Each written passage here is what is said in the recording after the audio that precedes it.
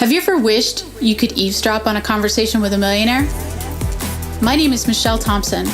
I'm a retired project controls engineer and business professor, and that's exactly what I'm going to do in this podcast. I get to ask the questions that everyone else wishes they could.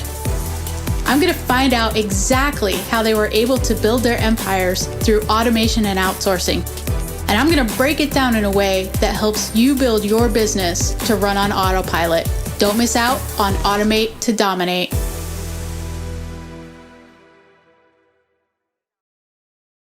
Hello, everybody, and welcome to another episode of Automate to Dominate. Today's guest is Tammy Fink, and she is the owner of Blue Water Design. Tammy's a master at getting business owners to create a genuine connection with their audience, which is so important right now that we're all home and nobody's allowed to go out. But she's like super good at teaching you how to both inspire, motivate, and celebrate each client individually, which is something that we've kind of lost. I think we were really, really good at it in the 50s, and as time has moved on, it's just kind of become one conglomerate pool, and we really need to get back to that individuality. So she's going to teach us how to automate this process so that you have super high touch for your clients, but it runs in the background for you and doesn't require anything of you once you set it up. So Tammy, welcome to the show and thank you for joining us. Hey Michelle, thanks for having me. I'm thrilled to be here, get to visit with you and stuff. It's been a long time coming, and I'm glad we finally got to make it happen. Yeah, absolutely. So can you give us a quick background of how you ended up creating this marketing genius? Absolutely. I had actually been doing graphic design for over 30 years. When I started this journey, I tell people I didn't really want to be an entrepreneur. That wasn't like a dream goal or anything. I did want to quit my day job, which is not the same thing. Don't be confused about that at all. I work way harder for myself than I ever did for anybody else, you know. It's so true, isn't it? Oh my gosh. Looking back, it absolutely is. But I'll tell you, my husband relocated us. I'm actually in Branson, Missouri. My husband relocated us here in 2004. And the company I was working for, I was a corporate designer, and they kept me on for a year while they were replacing me. And by the time that they had me replaced, I had my own client base. I was national, East and West Coast. I had done some overseas stuff. And, you know, it was really kind of a unique experience because I did have that year to kind of work my way into it.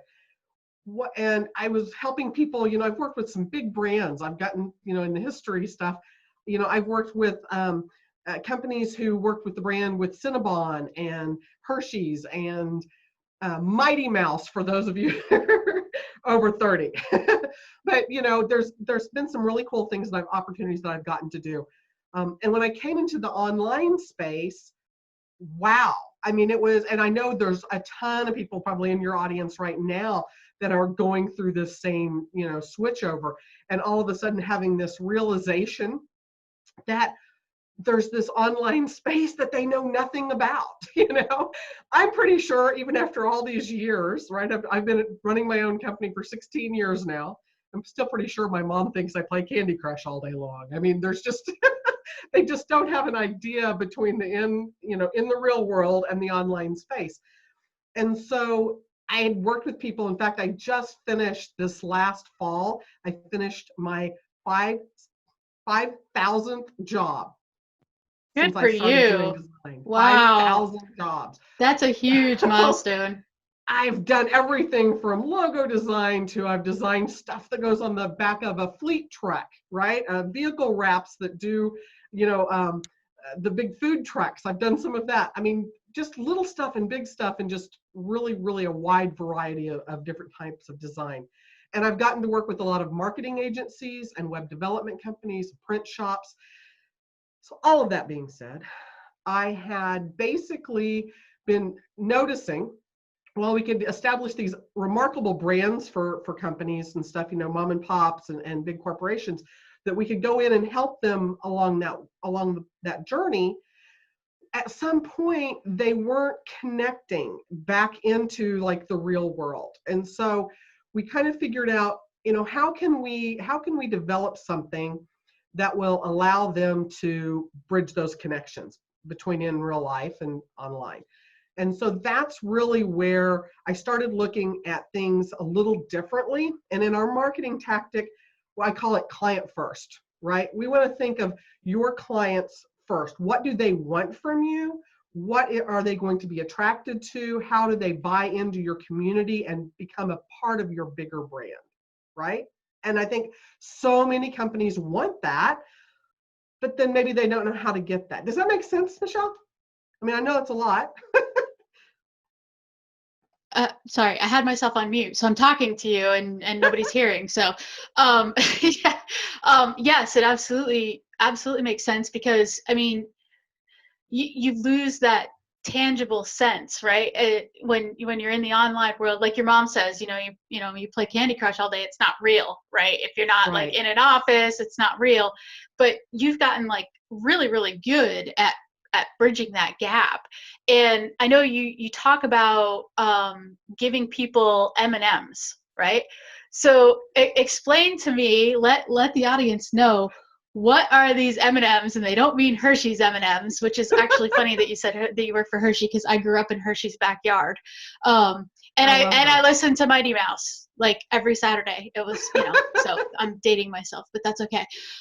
So explain to us why M&M is so important and not swag, and then I'm going to tell you a story that happened. Okay, absolutely. Well, and here I've used this analogy several times, and you actually, the M&M story, I will have to tell you, when I first discovered this and started thinking about it, you can actually get M&Ms with your logo, your brand, your photo on the M&Ms. We'll talk about that. But it's a matter of just sourcing, knowing what you can source. I But think I your had a friend do M&Ms that. are, I think I had a friend do that for their wedding, and I okay. hate to tell you, it was super creepy. Everybody's like, nobody wants to eat a picture of his head. Like yeah. Anyway, sorry. And I love that. And I've actually had some, I've got some sources and stuff, but I've actually had some with your logos. Logos aren't quite as bad as the head thing. I agree. I'm not really sure where that's appropriate on any level. But, with the M&Ms, it's this. When you give a gift, especially corporate's been doing it for years, but if you take that and put that into the online space, right, or your entrepreneurial world, it needs to be two things. It needs to be memorable and meaningful. And those are the things that help you to bridge that gap. We do it all the time. When you travel someplace and you go to a location, you're going to bring back a souvenir, right? That souvenir ties something physical to the experience. And that's really what we want to bring into this. I'm writing a book. We've been putting that in because they've been doing it, like I said, in corporate America for years. But bringing those meaningful and memorable pieces to your business helps you take it to the next level as far as really connecting with your clients or customers. Yeah, and I think that's so true. Like, one of the things that you guys do are those like super cool boxes, right? That, like, I'm going to use like Grace Lever and Russell Brunson as an example. Like, if you do the, 30-day challenge or something like that, or one funnel away, those are like, it's super cool to get that box in the mail, and you feel like it's personal, right? And I know that you have the ability to do that, and those aren't your clients, and so I want to, I don't want to confuse anybody, but like, how cool is that to be able to take your online course and then deliver your if you have like a booklet that you're going to hand out, or not a t-shirt, right? Because here's my story, right, of what happened, right? You told me, you're like, don't hand out swag, because I think I've read this on like a Facebook post. You're like, it's gonna be this shirt that somebody uses to clean with, right? And I thought, nah, everybody loves my brand. Like, they're gonna want my shirt, right? Because it's like, it's my tribe. It's awesome, right? And then I was cleaning in a swag shirt. I'm not going to tell you which one, but I got bleach on it. And I looked down and I went, oh, well, I didn't care about this shirt, so it doesn't really matter. And it's so true, like the meaningful and memorable. Like, it was nice to get the shirt. It was cool. It was swag. But when I ruined it, I really didn't care. Right. And you'll see, I mean, I tell people a lot of times your brand stuff, and it's not that your brand is bad. It's not, that you've got an ugly logo. We're not even talking about that. It's the fact that it doesn't make that connection with people above and beyond that initial gift. But if you have something, and I don't even mind t-shirts, sell a lot of t-shirts, but let's come up with something that has a saying on it or something that ties your customer to you in a way that they can self-identify. And unless you have that self-identification piece in it, it becomes the first pieces that go into the garage sale, the junk drawer, the whatever you're putting together. It's kind of one of those things that you're not looking at it again from the client's first perspective, and that's really what makes the difference. It really does. And yeah, so, and to prove your point, right? So I have two pieces of swag, right? Well, I have more than two pieces of swag, but this particular piece of swag that I ruined was literally just a logo of somebody's shirt. But then I have a sweatshirt that says on it, "I build gorgeous funnels," and it's part of Launch Gorgeous, which is another company. But had that sweatshirt just said Launch Gorgeous, I wouldn't have connected with it, right? But when I wear it out in public, it's so funny. One of my friends was wearing her sweatshirt out, and an older gentleman came up to her, and he's like, "How do you build a gorgeous funnel cake?" And I just started cracking up laughing because, like, we think, like, we automatically know that it's like a sales funnel and a website and things like that. And he's thinking funnel cake. So it was like funny, but you're right. Like, it's the exact same piece of swag, right? But one's personal, like one I identify with, and one's just a logo. well, and that's, putting it into your perspective of your audience and stuff too. How do you make that connection? Because we all want to make the connection, right? So how do we make that connection and automate it, right? So part of that automation, especially you can still connect and it can still be heartfelt. But the connection piece, the part that you want to automate, right, is that every person gets the same amount of attention from you. You glean the same information from each of your clients or your customers. You're getting that information in. Do you know their birthdays? Do you have a list when you have all your clients together? Do you know what their birthday is? I mean, we've kind of gotten lazy where Facebook tells us, right? Yeah, but I still don't know. I probably can't tell you. You could be like, "Tammy, what's your birthday?" I'd be like, one of the 365 days of the year. Didn't we just do this birthday thing? Right. Right? So, but it is in those type of things. You can automate those processes. You can automate what you do know from your clients. Are you going to send out t-shirts? Then at the beginning of this, when you do an onboarding, right, you need to know what is their t-shirt size, what is, their favorite color, their favorite sports team. I mean, there's so many different pieces in that you can automate and know about every one of your customers. That gives you the opportunity to be able to customize something that's going to speak to them, right? And so it's still custom. It still, feels good. It's a connection piece, but you've taken the time to automate that process. And it doesn't have to be, checklist. It can be things that you discover about them over time that I need to make that note that they've got 2 kids and 3 dogs. And, you need to make that part of the process so you actually know your clients. Okay, so talk to me about, how are you automating that? How am I not manually doing that? Are you using Google Forms, or like what's your little slick tips here? My tip is that I use Google Forms. I use this is a spreadsheet. I've even taken notes in a notebook that is specifically for my customers. It doesn't have to be streamlined. It doesn't have to be all high-techy. Can be, and there's some really cool ways that you can do that. And there's even some things that you can put as part of your onboarding sequence that with like Google Forms or something you can add to your website, it'll automatically collect it and put it into a spreadsheet for you. So you can totally, in the tech part of it, you can totally go high tech. but don't let the tech, and we see this so much with entrepreneurs, do not let the tech slow you down. There's no reason for it. You can make, like I said, you will come up with things once you start having these conversations, which is another old term skill, right? But once you start having these conversations, you're going to know what matters to your ideal customer. You're going to know who your ideal customer is because you've had the conversations. So when you're just starting out, you know, don't limit yourself by not having the conversations. I have no customers. I don't know who my ideal customer is. Start talking to people, because you're pretty much, unless you're dog grooming or walking or something that way, you're going to be dealing with people on some level. Find your people. So talk to me like a little bit about that, because I mean, we all know that branding's important, but not like most of us have an idea about branding, but we're not exactly sure how to do it correctly. Like, what would you tell someone who knows they need to get this squared away, but they don't really know how? A lot of it is going to be in the conversation part, but the branding, just to touch on it too, because it is a little bit, like I said, from my beginning days and all of that.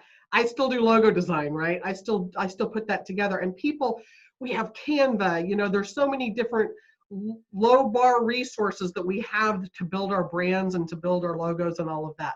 The number one thing that I see people over and over, my own clients, you know, in there as well, that see people that make the biggest mistake in branding and logo design is not coming up with a creative brief before they design their logo. So they end up with logos that, oh my gosh, that's my favorite color, right? But you don't know why you're building it. And so a creative brief, what that does is that allows you to answer all the questions about color, about what's going to actually attract your clients to your logo. What brands are they already buying that you don't have to like make a big stretch? And I'm not saying, you know, do the same Coca-Cola logo. That's not what I'm talking about. But if they're already attached to a specific brand, if you know about your customer because you've asked them, you've had the conversations in Facebook. Facebook's perfect for this. Ask, are they Starbucks people or are they Dunkin' Donuts people, right? Those companies have spent billions of dollars researching color and the things that attract their customers. They're two very different brands, fairly similar products. So who, you know, where is your customer? What are they already attracted to? What are they already buying from? What's repelling them? They don't want to be a part of that flashy brand. They want something that's more earth friendly. That can make a difference in your brand. And again, it goes back to customer first, right? What is going to attract? And that was my comment about people at this point where they make that mistake is they design their logo to match the couch. I always say never do that. It's about attracting your ideal customer. So you really need to be looking at it and thinking at it from that perspective, not what you want to put out there, but what's going to bring more people to you. Does that make sense? Yeah, actually, it's a great point.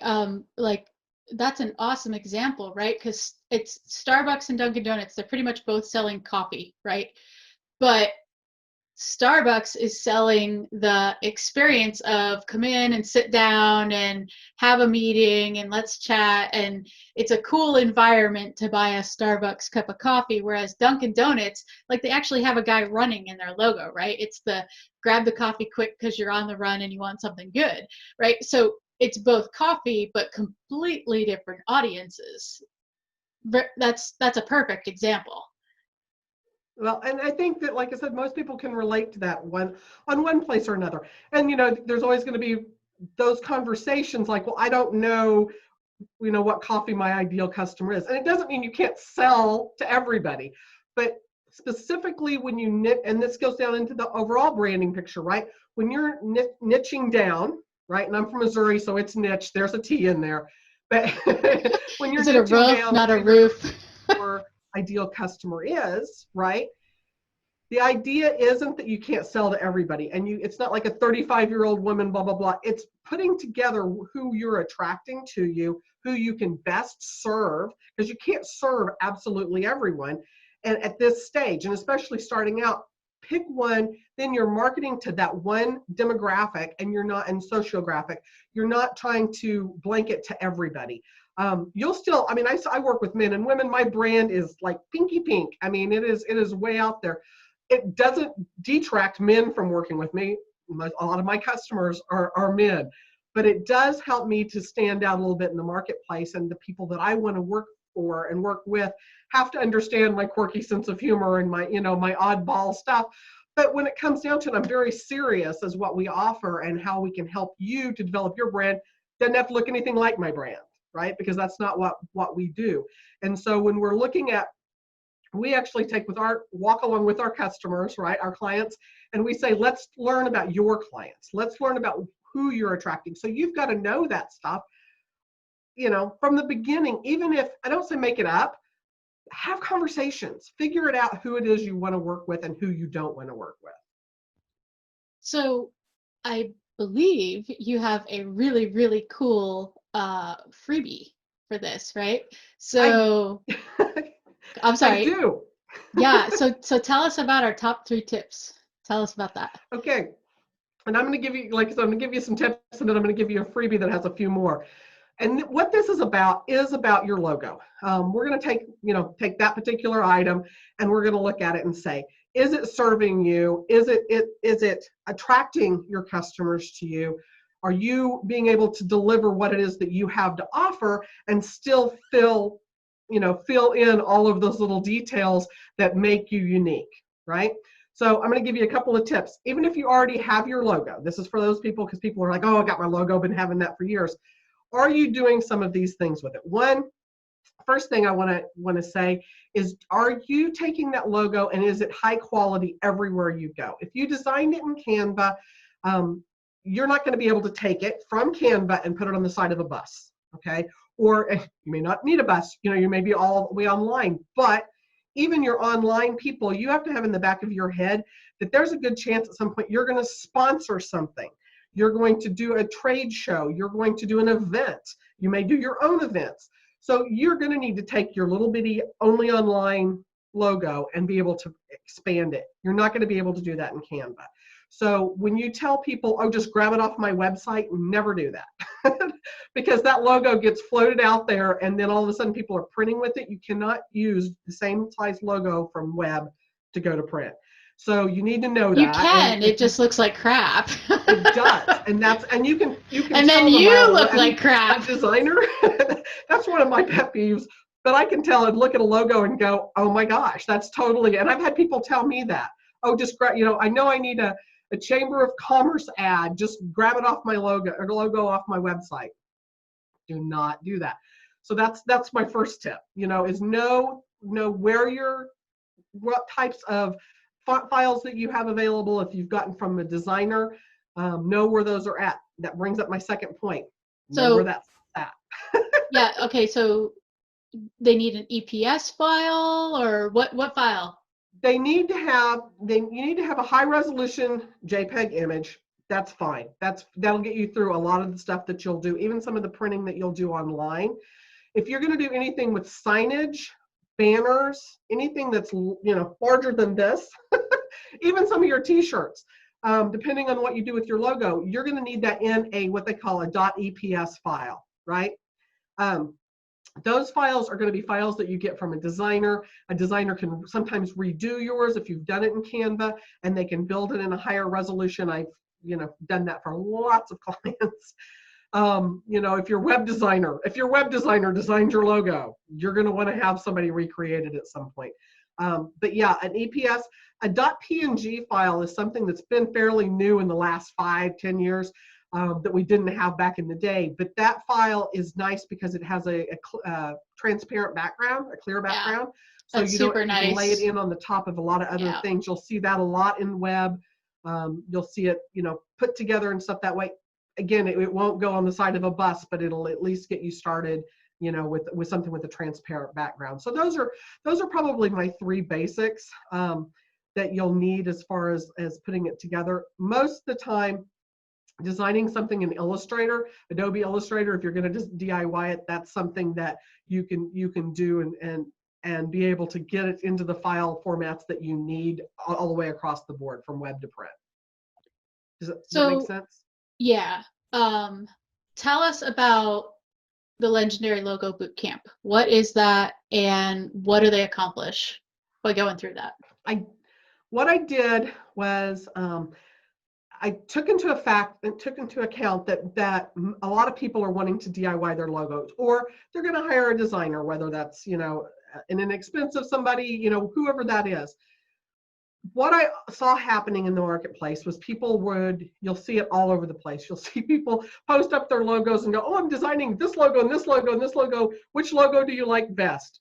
I mean, if you're involved in any entrepreneur group, you're going to have somebody that comes across that way. What happens is they're not designing that really with their end user in mind, right from the beginning. They're looking at just trying to get popularity of who likes my logo the best, or I don't really know what I want. There's different reasons for doing it, and I know some of it, is even just clickbait at this point. Yeah, but I'm guilty of that. I mean, it's totally true. Like, not the clickbait part, but when I was designing running on autopilot, I made like 4 different logos, and I was like, hey guys, which one do you like? Right. And it's not bad to get feedback. I'm all about getting the feedback. But what I did is I developed a course that allows you to go through a worksheet, right? And I go through a lot of video with you, kind of showing you different real world examples from clients and different perspectives that I've had throughout the years, and why we've designed some of the logos the way that they are. And it's everything from the color of your logo to the fonts that you pick, all of these different pieces and parts. We have a workbook that you fill out, and at the end of that, you will have a creative brief that will be what you want to use to attract your customer to you, and how you can set that up to talk to a designer.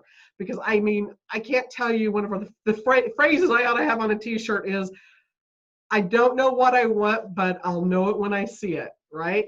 We get that all of the time. You'll hear that. But the point with that is they haven't done their research. That's what that says to a designer.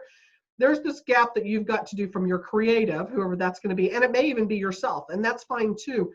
Once you've decided that this is why you've made that decision, that there's actually a reason behind it, and it starts with your client first, right? Figuring it out from their perspective on what they want, how you can use it, what file types you need, all of those pieces and parts we cover in the Legendary Logo Bootcamp.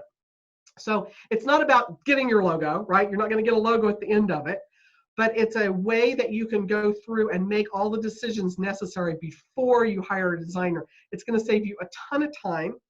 It's going to save you the expense of having to have it redone at a later date because you realize, oh my gosh, it doesn't, do anything for me. It's not attracting. People will say, oh, your logo doesn't matter.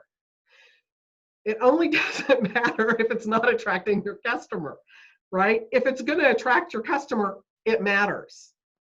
I don't think I've ever heard anybody say your logo doesn't matter.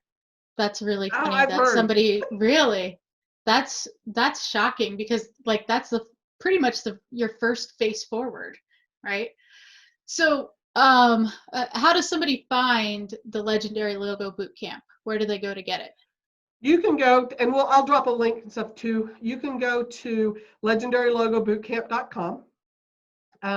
I also have a freebie if you do already have your logo, and I've given you a couple of tips, on logo design and things that you need to know about your logo. I've got another source for you that's just a logo tips. It's like 3 tips, and I'm happy to give you guys that as well as a free gift. It's just a little ebook and stuff that you can go through just to be sure, are you doing these things that's going to help you keep consistency within your brand. It's going to help you really put your best foot forward. And so I want to be sure that people are doing that, even if they have their own logo, if they're not rebranding. Right now, we're seeing a lot in the marketplace. I'm seeing a lot of people taking the time, because they've got the time to take, right, to rebrand and redo their logos and stuff. Now, by the time this airs, I'm not sure, where all will be in that. But by the same token, if you have the time to sit down and really reconfigure your logo, or if you're going to do a product, right? If you're going to do a course, if you're going to do something that way, you may be looking for a second or a third logo. And how does that play, in the umbrella of your company and all of those? There's a lot to logo design. And like I said, be sure that you're crossing crossing the bridge and stuff between products that already exist and new products even. So, okay, we get to the point where we have a killer logo that is client specific, right? Not just Right. because I like the color purple, right? So, how do I fit that into really knocking my clients off their socks and just wowing them? Like, how do I bridge the logo and the individuality and put that piece together so that I'm able to really make something cool and an experience for them? Well, and I think that's a really good question, because what happens, you have your logo, and what that logo is going to do is tie all of your products together, whatever that is. It's going to let people know as part of your branding, right? That this particular meme or this particular event or whatever is sponsored by you, whatever that is, it has your company logo on it. There's nothing wrong with the company logos and stuff, because like I said, that keeps a consistency across your brand. Where you want to take it to that next level is when you're looking at your customer overall, right? And you're trying to figure out who that customer is, what they would want from you, how they can be a part of your movement, your community, whatever that is. There's going to be languaging that you can use. There's going to be things that you can, that people, they call themselves, right? I've been involved in several groups. When funnel hackers, right? Use the funnel. You have funnel hackers. They are actually, it's not necessarily that they have the funnel hacker live t-shirt type thing. It's that they self-identify with being a funnel hacker. So it's putting those pieces in it to use Richard's his stuff. But it is taking a look at that. If you're, maybe your people, in the entrepreneurial world and stuff, I've seen the really cool ones where they basically say and adopt the fact, I'm an entrepreneur, right? You're not going to Walmart and getting an entrepreneur t-shirt. So what you're offering them is something that says, I'm an entrepreneur and I belong to this group. So your logo doesn't have to be this big, it can be tiny. Depending on what it is, you may not even need your logo on it at all when you do those touch points. I tell my clients, if it's got your logo on it, it's not a gift. Because it's not, you know what I mean? There's no tie to that. There's no piece and part of that. It becomes a piece of swag. Now, I'm not saying, like I said, there's not times to do the logo, but for the most part, it's like, is this marketing or is this a gift? And even in the gifting part of it, they can still market for you. It's awesome if all of a sudden you get a box in the mail, right? You're just like super excited and oh my gosh, and you get on, you do an unboxing. People are seeing your brand, they're seeing your stuff, and they're telling other people about it. Well, then they're talking about your program, then they're telling their friends, then they're showing other people, then they're wearing it.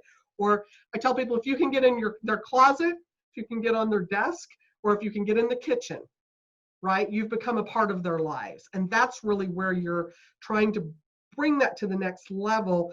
That's going to get people, that's what brings raving fans.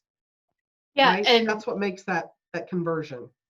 so you showed my next question is that you've kind of created something that's like something super amazing for clients, and you call it the wow box, right? So what is the wow box, and how do we make it as business owners, and why do clients think this is amazingly cool?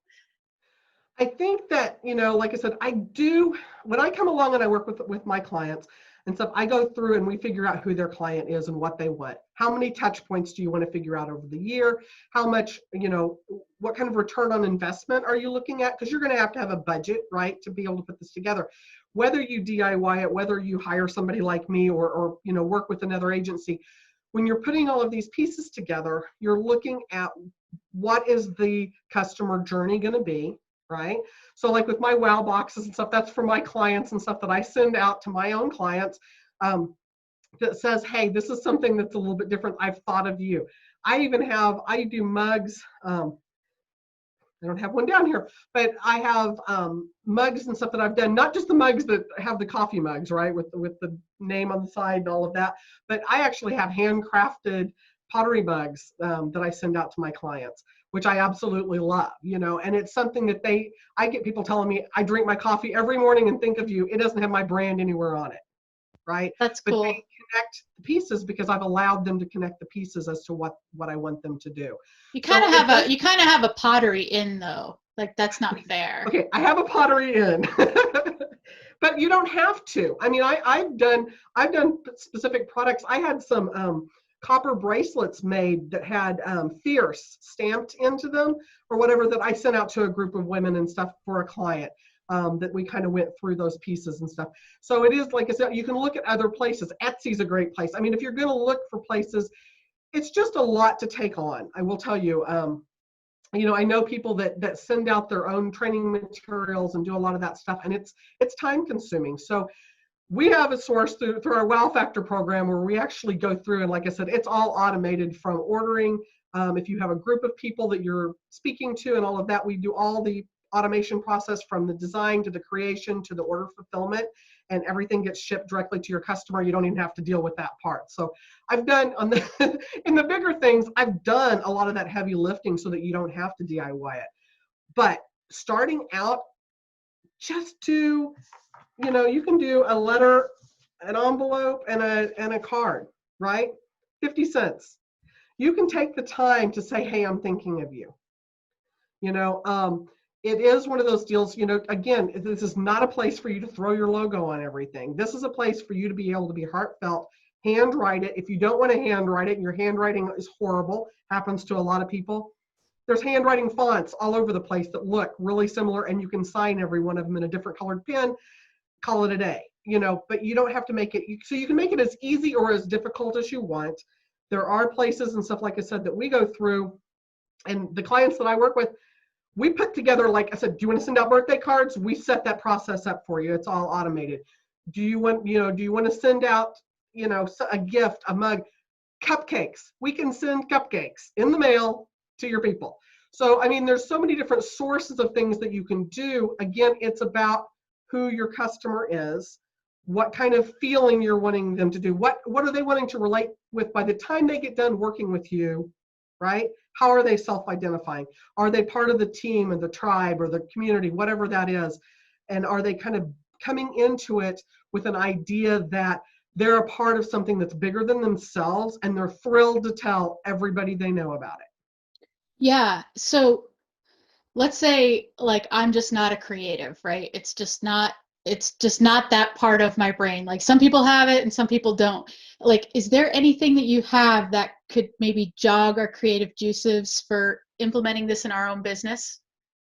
I'm number one, I'm always thrilled to jump on coffee chats. Happy to visit with people about what they're doing, because I think that it is such a personal piece. I know that there's opportunities and stuff out there. Like, I don't want to think about it. I want to spend $50 on a box. You just do it. I know that there's a lot of stuff out there like that. There are some things that you can just buy these generic boxes and stuff and put everything together. But if you don't have the creative part of that, I think taking the time, working with somebody, even a member of your own team, to figure out who are our people and put a little bit of that creative juice in there from somewhere. Even if you don't have it yourself, there's tons of crafty people out there. There's tons of things that they can do. And listen to the responses that you're getting back. You don't have to order 100,000 of these things. You don't have to have pins with you. Don't get me started on the pins with your name on them. Good to have. If you're going to include a workbook or a journal or something you want, I'm happy to do that. But just to throw a pin is not a gift. It's going to go into, where's my thing? It's going to go into this. I have one of those. Right? Exactly. Yes. We've all got these. We all know this is where pins go, right? And I my don't even, I can't even like tell there's you. pens in there that are like 10 years old at least. Right? I don't even know if they, you never look at them, and if you use them, you don't think fondly of the person who gave them to you. I mean, that just does not happen. That aside, that's my pin story. That aside, when you're deciding on something, listen to who you're sending it out. Do 10 or 12 of them. See what kind of responses you get back. Are anybody saying anything? I create wows for a living. That's what I do, right? If you're not getting wows back from your people, we need to talk. There's reasons, if you send out 10 cards and nobody even mentions that they got a card from you, there's a disconnect. right? Yeah, absolutely. And Tammy's being a little bit modest here, because she's really, really good at this, and she has like a brochure that has like tons of ideas in it that she has been gracious enough to say that she will allow us to look through it to kind of jog our memory. But I would also strongly recommend the coffee chat too. Like I did that before we did this podcast, and that was a really cool half hour of just kind of throwing ideas back and forth, and uh, it was a lot of fun. So if you guys are listening to this, all right, how do they get a hold of a coffee chat with you? You can actually jump on my website, bluewaterdesigns.biz. I actually also have a group online called the Biz Besties Community, which allows people that are coaches or people who have people to support. This is a support group for you. And so it is about talking about things that are working in your business and things that aren't working in your business, and how you can, look at what other people are doing in similar, you know, businesses, your coffee businesses, your Starbucks and all of that.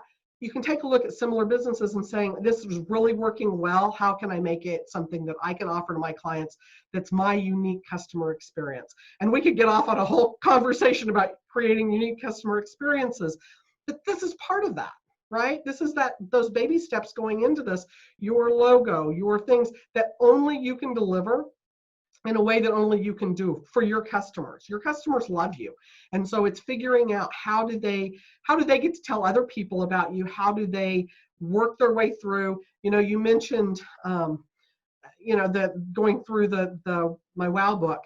It's neat to be able to see what other people are doing and other ideas that you may not have. But I think at the end of the day, it is taking a look at the customer and what are they going to want to remember you by, right? Again, meaningful and memorable. Yeah, absolutely. And I think that, kind of hits the nail on the head of our whole conversation, is if it's just going to be okay, don't do it. Like it needs to be wow, right? Mm-hmm. Speaking of wow, you and colleague slash friend Don Fobb are about to do something absolutely crazy. It's Facebook's fault. That's if you haven't talked to Don, both of us will say it's Facebook's fault. Don and I met online on Facebook, having a conversation about tiny houses on wheels. I mean, it was nothing to do with anything that we do. And we started having this conversation, which grew into an idea about how what if we could travel, spend a couple of weeks traveling, and what if we could do business while we were doing a couple of weeks traveling, and what if we could make a difference in a lot of entrepreneurs' lives? So that based this idea pre-pandemic, pre-everything, but we came up with the idea of we're going to travel from Texas to Toronto in 14 days and hit 12 cities.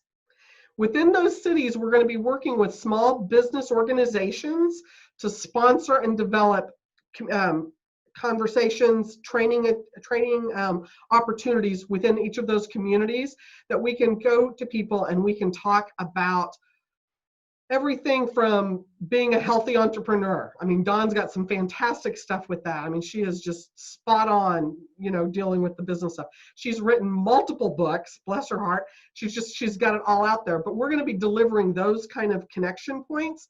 I'm going to be coming in, talking about the unique customer experience, talking about building your logos and all of that. At this time, we don't have the 12 cities laid out yet. We will have by the time this airs. And that's going to be our Entrepreneur XP for experience, Entrepreneur XP Tour. And we'll have the website, you can jump on that. We got more websites in this interview than anything. I got a list of stuff for you. Exactly. But, good things. And we would love to meet, each and every one of your viewers, listeners and stuff. If they're in the cities that we're going to be hitting again from Texas to Toronto, get on a map. Chances are if you're somewhere between here and there, we're going to stop in. We'll be spending an afternoon. We'll be doing some trainings. Then we'll also have a VIP event. We're bringing out a coach bus. and we'll be able to bring on 25 women sign up for an extra special time with us where we're going to be doing some masterminding. Oh, cool. That's awesome. Isn't that cool? We're Yeah. super stoked, super excited about it. So if somebody wanted to look up the tour dates, do you have the website address yet?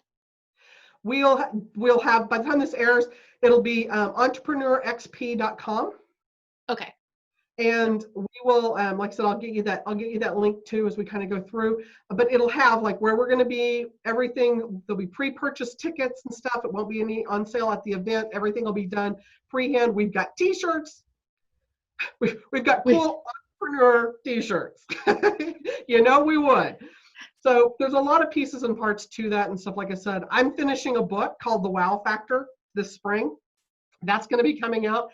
So yeah, there's just, like I said, there's a lot going on, and it's been great, you know, that this pandemic has hit everybody. And you know, it's kind of one of those deals I do want to attribute to it, and hopefully by the time this gets out there and stuff will be done, it'll just be history. But you know, it's one of those things that as entrepreneurs, we're all about the pivot and figuring out how we can still do. I did a post this last week that basically said, look, I'm open for business. You need to let people know that you're open for business. It's not that you're out, you know, what I love, you know, the whole toilet paper stuff where people are, you know, buying toilet paper cheap and selling it high on eBay. That's not what we're talking about. We're talking about being available to our customers and to potential customers who we know are going to need us. You've got people coming home from the first time. They may not go back into the workforce. They're going to need to know how to do some of these things. They're going to need to know, for the basics, how to work from home, right? How to dress from the waist up. You know, Exactly. these things that we can help train them. If we shut down, then there's nobody there that help them walk and take the next steps. So, you know, there's a lot of things going on, and we're super excited about the future, super excited about some of the things that we're going to get to offer people. And, you know, we're living the dream, you know, we really are. And I think that's part of this. That's the thing that we want to help other people learn how to live the dream. Awesome. So besides the wow factor, right? Because it's not out yet. If you could give an entrepreneur one book to read on just really connecting with your clients, what book would that be and why? That's a great question, and I love the answer to this one. I actually have two. My first one though is by an author by the name of Joey Coleman. He's done how to get the word right. Never Lose a Customer is what it's called. Never Lose a Customer. Joey Coleman. Love that book. It is from the perspective of corporate America. Again, this is what I'm hoping to be able to deliver for the online workspace, but it's basically in that same vein, but it's all about how you deliver at different pieces and parts of the sales cycle. And I love that story. That's a really good place to start. The other one is Giftology by John Ruin. If you haven't read Giftology, another really, really good book.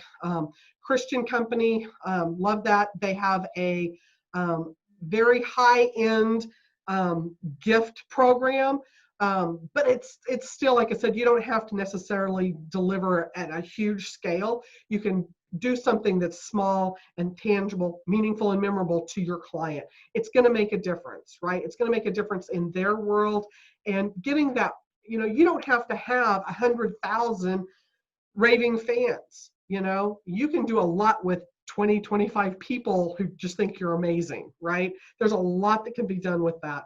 So as you're building your business, don't be, you know, disheartened or put things off to think, I'm going to do this when I'm bigger. I'm going to do this later on when I have more money. If you have a paying customer, you can figure out a budget, and I will tell you 5 to 10% of what they're paying you. And if you need to raise your prices, raise your prices. You need to be delivering at such a wow factor level, right? That there's going to be things that you're going to be able to put back into them that is going to raise that love, right, for you and the brand and your company that you can't buy, you know, and it's going to keep that at a high enough level and stuff that it's going to be a no-brainer when it's time to renew or take them to the next product or do whatever, because they already love everything that you've done, you know, and those are the customers that you're looking for. Yeah, and I think that's so true, right? Because some of us are like, oh, we're not big enough to do that yet, right? But if let's say you have a product that's $500, 10% of that is your $50 box, right? And now, are you able to do that like on demand, or do we need like 25 at a run, 100 at a run? How does that work? With my program, I start with the 25-person run, and that just makes it so that it's doable for me. And like I said, I can kind of go through, and we can budget specific things just depending on how much money you're wanting to put into it. I can let you know what we can do for that. Again, I do want to come at it from the idea of who your client is, because I think that adds that extra special touch to it. But it can be things, we've done planners, it can be things like journals. It can be, if a lot of authors will have their book, and we can create a separate product for them to either upsell, or it had to have a VIP experience, or to add, just a bonus to it, which it might just be a journal. And it's not like a journal, just like you just go to Walmart and get a journal. It's a journal that has sayings maybe in it that from your customers, what they've said, quotes and stuff from particular industries that you like and that you want your people to learn about. I don't mind, like it's a Joy Coleman's book, I don't mind. And if every person that I worked with from now on only read his book, I would be thrilled, because the concepts of what I'm trying to teach are in that before I even write my own book, right? So as you're looking for those specific pieces, you can add things. Affirmation card decks, huge. Adult coloring books, huge. I mean, there's so many different things that you can do that really, like I said, bring it to the next level, that it's an activity, that it's something that they're thinking of you, that you're monitoring their progress. The planners, and I've got more information on a planner. If you've ever wanted to do a planner, I've got a course on that. But there's things where in the planners, it's getting your people's eyeballs on your material every single day. It's a higher accountability. I mean, there's so many benefits to doing that, right? That it just makes sense. So if you have, I say 25 to 2,500 people, if you have people that you're trying to do a product for, try to bridge that gap, then like I said, that's an ideal customer for me, and I can jump in and really help you through all of the pieces to that. And even if you have your own designer, we can work with other people's designers. It's not an all, or nothing, but it's very customizable for each person. And that's my connection points. That is amazing. Tammy, thank you so much for being willing to be transparent and give us like real tangible hands-on advice that those of us that think we're doing it right but not really doing it right, get us back in line, and really be able to serve our customers, because that's really what it's all about at the end of the day. So thank you very much for being on the show and for everything that you shared with us today. Oh, you're absolutely welcome. I love it. I love hanging out with the cool kids. It's just what I do. So everybody, don't forget, you can catch up with Tammy on our website at bluewaterdesign.biz. And just like we said, we covered a ton of links in this podcast. You'll find them in the show notes. So just go ahead and in there. And don't forget about all the awesome freebies that she gave us today. So other than that, we will catch you guys next time. Thanks. Thank you for tuning in to the Automate to Dominate podcast at www.awesomeoutsourcing.com/podcast. My name is Michelle Thompson.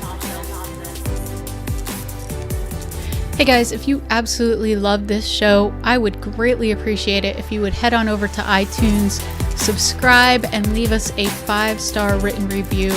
That would be amazing.